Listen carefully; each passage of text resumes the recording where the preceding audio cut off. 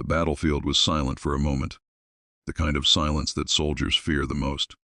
Snow drifted slowly across the shattered ground somewhere on the Eastern Front in the winter of 1943. Burned-out trucks and broken artillery lay scattered like forgotten toys of a violent storm. German soldiers crouched inside trenches, scanning the horizon through binoculars, confident that nothing the Soviets possessed could truly threaten their powerful Tiger tanks. For months, the German army had believed the same thing. Their mighty Tiger I was the undisputed king of the battlefield. With thick armor and the deadly 88mm cannon, it had become a symbol of German engineering superiority. When Tiger tanks rolled forward, enemy soldiers often retreated before the battle even began. But on this frozen morning, something strange appeared on the horizon. Through the drifting snow, a group of Soviet tanks slowly emerged. At first, the German soldiers laughed. More of those crude Soviet machines, one officer muttered. To them, Soviet tanks were clumsy, poorly built, and inferior to German technology. Many German commanders believed the Soviet Union simply threw cheap machines into battle, hoping sheer numbers would win the war. But what they didn't realize was that one particular Soviet tank was about to change everything, and soon, even the feared Tiger tanks would start burning. The Soviet Union's desperate situation. To understand why this tank was so important, we must go back to the early days of World War II. In June 1941, Germany launched one of the most massive invasions in human history, Operation Barbarossa. Millions of German soldiers surged across the Soviet border with thousands of tanks and aircraft. The German army advanced with terrifying speed. Entire Soviet divisions were surrounded and destroyed. Cities fell one after another. Within months, the Soviet Union lost thousands of tanks and hundreds of thousands of soldiers. Many Western observers believed the Soviet Union would collapse completely. The Red Army desperately needed a weapon that could stop the German advance. But creating such a weapon was easier said than done. Germany had some of the most advanced military technology in the world. Their tanks were built with precision engineering, powerful guns, and highly trained crews. Meanwhile, the Soviet Union faced enormous challenges. Factories were being bombed. Cities were under threat. Resources were limited, and time was running out. Yet, in the middle of this chaos, Soviet engineers were secretly working on something extraordinary. A tank that would not only survive the war, but become one of the most legendary tanks in military history. The tank that looked too simple. When the first versions of this Soviet tank appeared, many people were unimpressed. In fact, some soldiers even mocked it. Compared to the sleek German tanks, it looked rough and crude. The welding seams were visible. The interior was cramped. The optics were not as refined as German equipment. To many observers, it seemed like a machine built quickly rather than carefully. German intelligence officers studying early reports dismissed it. This is simply another mass-produced Soviet tank. One report suggested. They assumed it would be easy to destroy. But those early impressions would soon prove disastrously wrong. Because this tank had something that German engineers had underestimated. A revolutionary design that made it far stronger than it appeared. The secret behind its armor, one of the most important features of this Soviet tank, was something that seemed simple at first glance. Its armor. German tanks typically used vertical armor plates. This made them easier to manufacture and assemble. But Soviet engineers had taken a different approach. They angled the armor. At first, this might not sound very impressive. After all, it was still the same thickness of steel. But the effect was remarkable. When armor is sloped, enemy shells are far more likely to ricochet instead of penetrating the tank. Even when a shell hits, the angled surface effectively increases the armor's thickness. In other words, the tank's armor was much stronger than it looked. German tank crews soon discovered this the hard way. Shell after shell struck the Soviet tank, only to bounce off. A tank built for brutal conditions. Another reason this tank was underestimated was its rugged simplicity. German tanks were masterpieces of engineering, but they were also complex machines. They required careful maintenance, highly trained mechanics, and precise manufacturing. The Soviet design philosophy was completely different. The engineers knew their tanks would fight in brutal conditions: mud, snow, freezing temperatures, and rough terrain. So they focused on reliability instead of perfection. The engine was powerful and surprisingly durable. The wide tracks allowed the tank to move across mud and snow where German tanks often got stuck.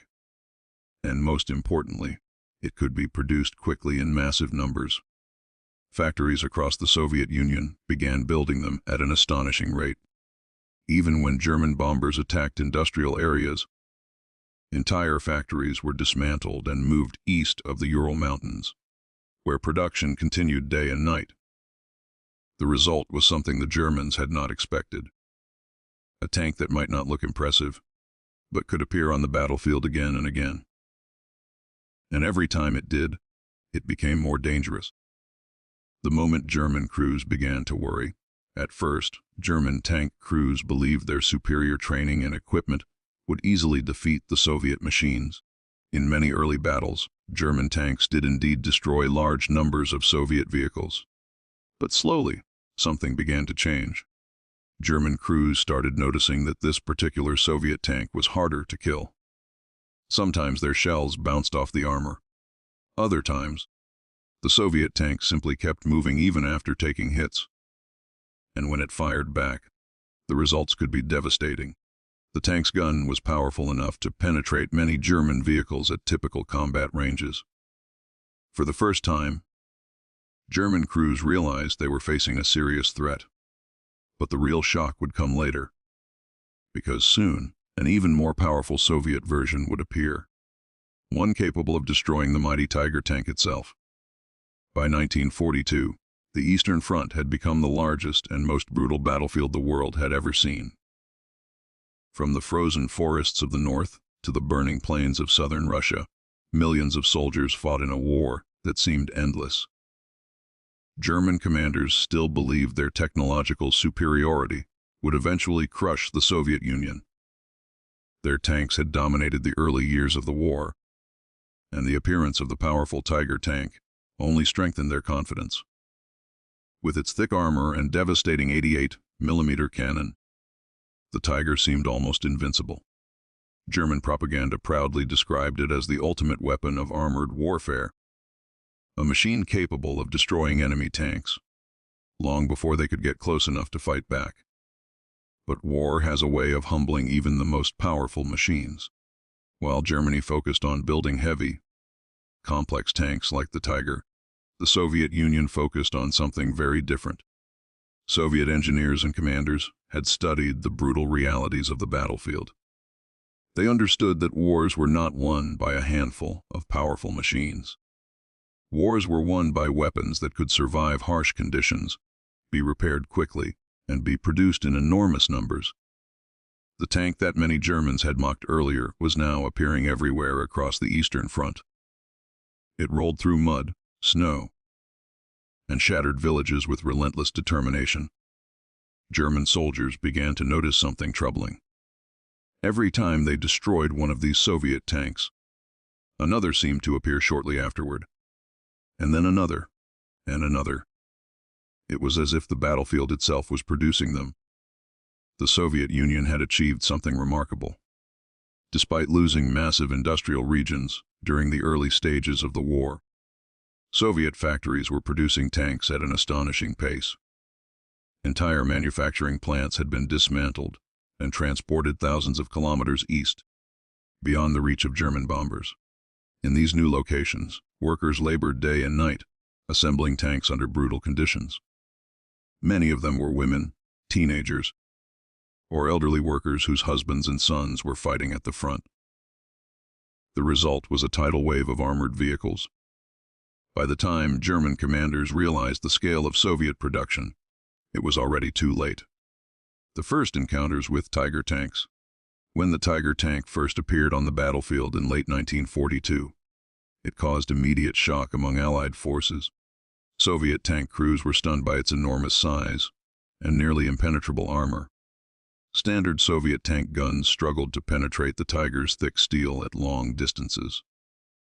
German crews quickly learned they could destroy enemy tanks from over a kilometer away, while remaining relatively safe from return fire. Stories of the Tiger's power spread quickly. Some Soviet soldiers believed it was completely indestructible. Others believed the Germans had created a super tank that could never be defeated. But Soviet commanders knew that no machine was truly invincible. They began studying every encounter with Tiger tanks, analyzing their strengths and weaknesses. Damaged Tigers were examined carefully. Soviet engineers measured armor thickness, studied shell impacts, and looked for vulnerabilities. What they discovered was important. The Tiger tank was incredibly powerful, but it also had serious weaknesses. It was extremely heavy. Its complex engineering made it difficult to maintain. And most importantly, it was slow and expensive to produce. For every Tiger tank built in Germany, the Soviet Union could produce many more of their own tanks. And numbers, in a war this large, mattered more than perfection. A deadly evolution. As the war continued, Soviet tank designers began improving their already effective tank design. Engineers strengthened armor, upgraded guns, and simplified manufacturing even further. These improvements would create one of the most important weapons of the war. One of the biggest upgrades was the tank's gun. The earlier versions had already proven capable of destroying many German vehicles. But as heavier German tanks appeared, Soviet engineers realized they needed even more firepower. The solution came in the form of a larger, more powerful cannon capable of penetrating thicker armor. When this improved version began arriving at the front lines, Soviet tank crews immediately noticed the difference. The gun had greater penetration, longer range, and devastating impact. For the first time, Soviet tanks could realistically challenge the Tiger in direct combat. The battlefield balance was beginning to shift. The Battle of Kursk, the turning point, in the summer of 1943, the largest tank battle in history, took place near the city of Kursk. Germany launched a massive offensive, hoping to destroy Soviet forces in a gigantic pincer movement. The German army assembled thousands of tanks, including large numbers of Tigers and the newly introduced Panther tanks. German commanders believed this offensive would finally break Soviet resistance. But the Soviets were ready. For months, they had been preparing defensive lines unlike anything the world had ever seen. Massive minefields stretched across the countryside. Anti-tank guns were hidden in forests and villages. Trenches and obstacles were constructed across hundreds of kilometers. And behind these defenses waited thousands of Soviet tanks. When the German attack began, the battlefield erupted into chaos. Tanks collided in enormous armored clashes. Artillery thundered across the horizon. Aircraft screamed overhead while soldiers fought desperately in trenches below. In the middle of this inferno, Soviet tanks charged forward to meet the German advance. Among them were the very tanks that had once been mocked by German commanders. When Tigers began to burn, at first, the Tiger tanks performed exactly as expected. Their powerful guns destroyed many Soviet vehicles from long distances. German crews reported numerous kills as Soviet tanks advanced across open fields. But something unexpected began to happen. Soviet tank crews started closing the distance. Using speed and numbers, they maneuvered around German formations, attacking from angles where the Tiger's armor was weaker. The sloped armor of the Soviet tanks often deflected incoming shells, giving them precious seconds to return fire. At closer ranges, their upgraded guns could penetrate the Tiger's armor. Soon, the unthinkable began to occur. Tiger tanks started burning. Some were hit from the sides. Others were overwhelmed by multiple attackers. In the chaos of battle, even the mighty Tiger could not fight everywhere at once. German crews realized that they were no longer facing a weak opponent. They were facing a machine that combined strong armor, powerful weapons, mobility, and mass production. And there were thousands of them. The psychological shift. The destruction of Tiger tanks had a powerful psychological effect on both sides. For Soviet soldiers, it proved that the feared German machines could be defeated. The myth of the invincible tiger was shattered. Confidence spread quickly through Soviet armored units. For German soldiers, the realization was far more troubling. They had believed their technological superiority would guarantee victory. But now they were facing an enemy that could produce vast numbers of capable tanks while continuously improving them. Even when German units destroyed dozens of Soviet tanks, the Red Army kept advancing. The battlefield was slowly turning against them. And the tank that had once been mocked was becoming the backbone of the Soviet war machine. The fires of burning tanks still lit the horizon after the massive clash at Kursk. Smoke drifted across the battlefield, while destroyed vehicles lay scattered across the landscape like metal skeletons. The battle had been one of the largest armored confrontations in history, and when the fighting finally slowed, one thing had become clear to both sides. The war on the Eastern Front had changed forever. For Germany, the failure of the Kursk offensive was devastating. It was the last major strategic offensive the German army would launch in the East. After that moment, the initiative began to slip from German hands. Slowly but relentlessly, the Red Army began pushing westward, and leading that advance was the tank that had once been laughed at by German commanders. What many people had underestimated was not just the tank itself, but the entire philosophy behind it. German engineers had pursued perfection, thick armor, powerful guns, and highly complex engineering. Their machines were formidable, but they were also difficult to build and maintain. The Soviet design philosophy had been very different. Instead of creating the most technologically advanced tank, Soviet engineers had created the most practical one. The result was a machine that could survive the harshest conditions, be repaired quickly, and most importantly, be produced in enormous numbers. By 1943 and 1944, Soviet factories were producing thousands of these tanks every month. Entire armored divisions were equipped with them. Fresh crews were trained rapidly and sent directly to the front lines. Wherever the Red Army advanced, waves of these tanks followed, and the German army was slowly being overwhelmed. The war of attrition. As the war dragged into 1944, Germany faced a problem that became impossible to ignore. They simply could not produce enough tanks. Tiger tanks were powerful but extremely expensive to manufacture. Each one required enormous resources, highly skilled labor, and many hours of production time.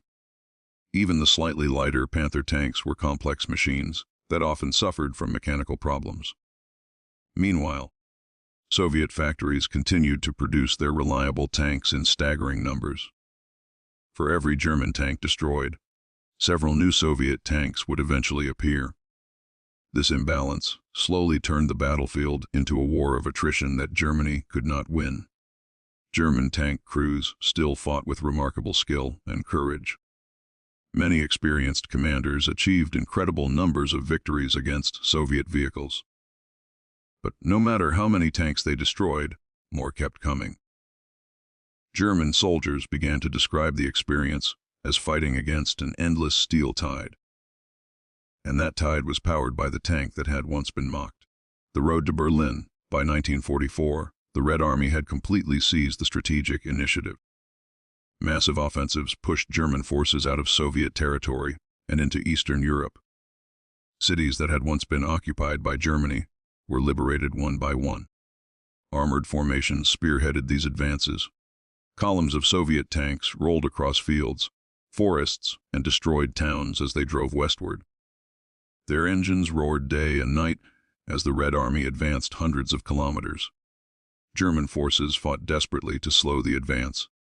Defensive lines were constructed, anti-tank guns were deployed, and German tank units launched counterattacks whenever possible.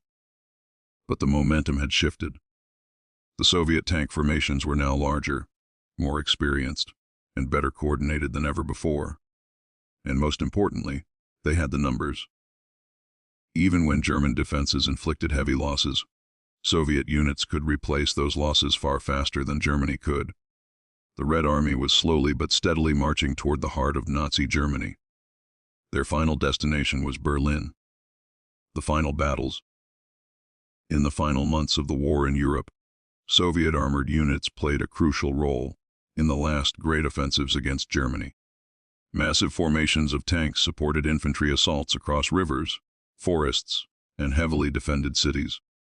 The fighting became incredibly intense as German forces defended their homeland. Every town became a battlefield. Every bridge became a strategic objective. And in these brutal battles, Soviet tanks continued to prove their value. They were not perfect machines. Their crews often faced dangerous conditions inside cramped interiors. Visibility could be limited, and communication between units was sometimes difficult.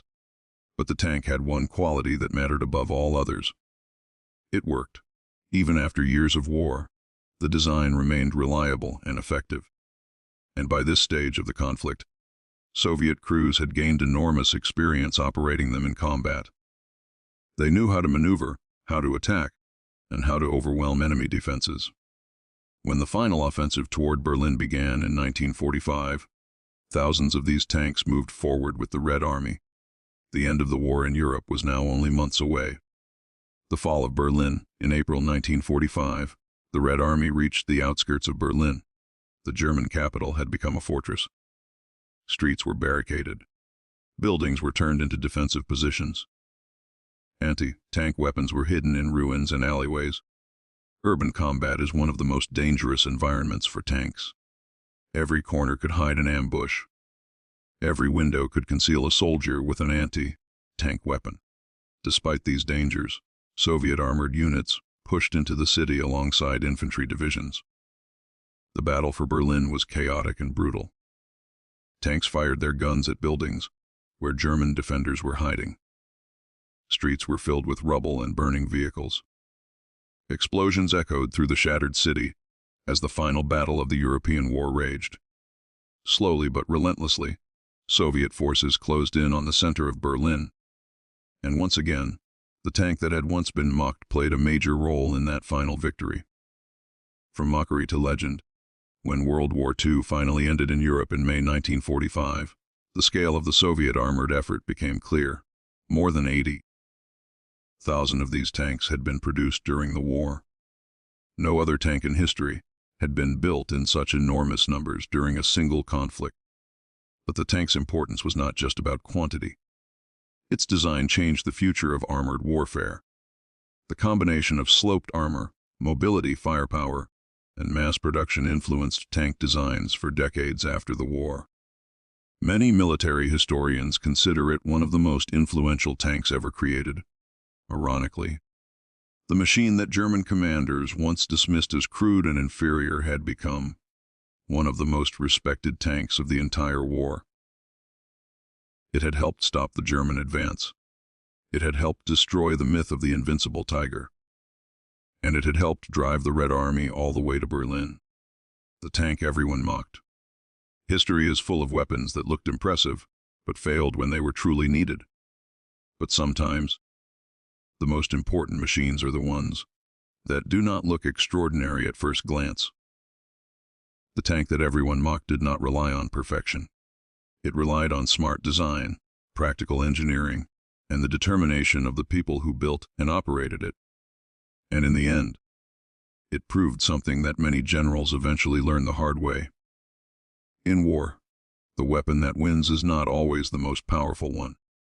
It is the one that shows up on the battlefield again, and again, and again, until the enemy finally runs out of strength to stop it. As the smoke cleared over the ruins of Europe, one thing had become impossible to ignore. The tank that German commanders once laughed at had helped change the course of the entire war. It wasn't the biggest tank. It wasn't the most advanced machine on the battlefield, but it had something far more powerful. It was reliable. It was deadly. And it came in numbers the enemy could never stop. From the frozen plains of the Eastern Front to the burning streets of Berlin, this machine proved that sometimes the weapon everyone mocks becomes the weapon that wins the war. And while the legendary Tiger tanks once ruled the battlefield, history would remember something else. The moment when those tigers started burning. If you enjoyed this story of war, strategy, and legendary machines, make sure to subscribe for more cinematic documentaries about World War II. Because the next story might reveal another forgotten weapon that changed history forever.